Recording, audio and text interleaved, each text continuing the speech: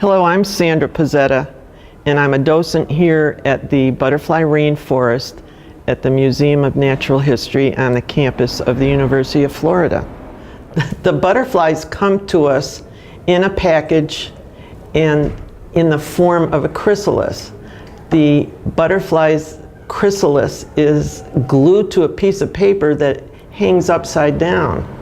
And here the butterfly is undergoing metamorphosis. When the adult is ready to emerge from the chrysalis, the case cracks, the butterfly wings and the body come out. The butterfly pumps hemolymph or fluid into the veins of the wings so that the wings are fully distended.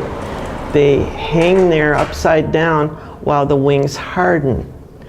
When the butterfly is ready, it will drop down and start to fly around in the cage.